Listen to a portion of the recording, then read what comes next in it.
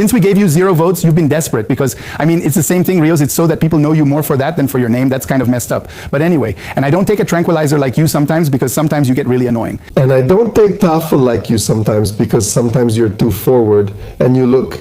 Yeah, I'll give you that if that's what you want. We don't know. How do you want it? Let's go from here and take a drug test, all right? Whenever you want.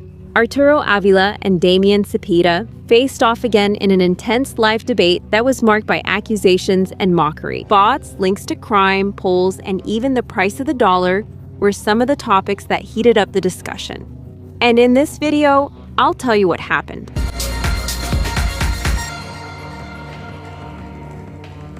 It seems to have become a habit.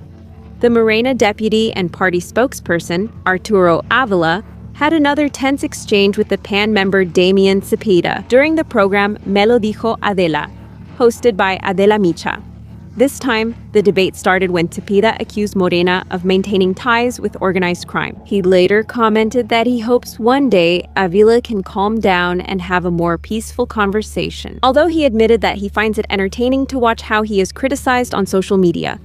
The response from the Morena member was quick to come. Avila interrupted to assure that a large part of those criticisms are driven by automated accounts and bots. In addition, she made an ironic remark by pointing out that those same bots couldn't help the opposition win the 2024 presidential election, and she took the opportunity to nickname her opponent as Damian Bots Cepeda. In response, the PAN senator replied that since she started calling him 0 votes, Avila has been trying to find a similar nickname to throw back at him. She also stated that it's unfortunate that many people recognize the Morena member more by that nickname than by his actual name. You must feel good the bots aren't helping you since they thought that's how they'd win in 2024, right? Go on, keep going.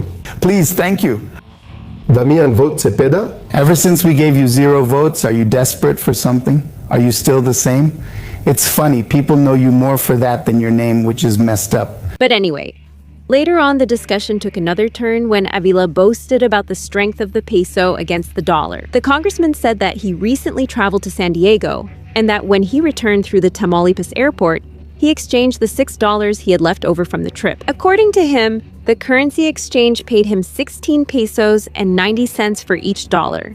The story made everyone present laugh. However, Avila insisted that he managed to exchange it at 16 pesos, and claimed that he even kept the receipt from the transaction. On this same trip at the Tijuana airport, I exchanged the leftover dollars I had, 5 or 6 at 16 pesos each. $6 at 16. Shut up, Arturo. No, 16, there's already Charturo. Did you go too far?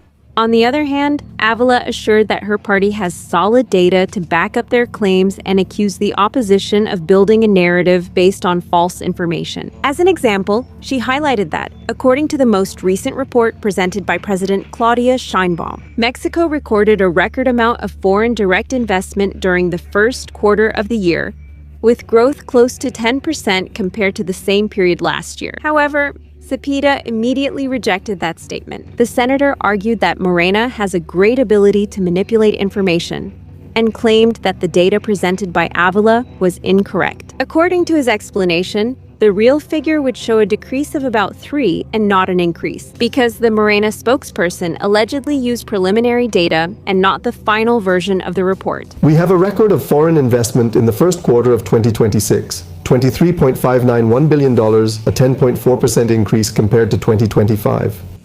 It's false, it's a lie. They're using the data without reviewing it, without its final version. Foreign investment dropped by 3. Towards the final stretch of the program, Avila stated that there are paid surveys and mentioned Massive, Color, Mexico, Elish, and Latinus. However, she maintained that there are also serious polling firms whose results show that Morena will give the opposition the beating of their lives. In response to that statement, Adela Micha intervened to point out that, in reality, most recent surveys reflect a decrease in President Sheinbaum's approval ratings. For her part, Damian Cepeda considered that the debate should not focus on the polls, although she acknowledged that the numbers do show a downward trend. She ironically noted that Arturo Avila seemed to be the most agitated person at the table. The discussion became even more heated when Avila responded that at least he doesn't take Tafil like his opponent does. Cepeda replied that she would have no problem taking a drug test to prove it,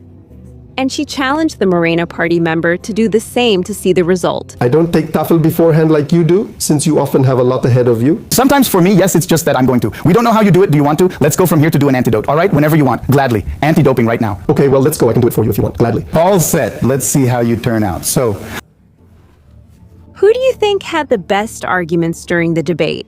I'll read your comments. And if you like this video, don't forget to give it a like, subscribe to the channel, and turn on the notification bell to get more content.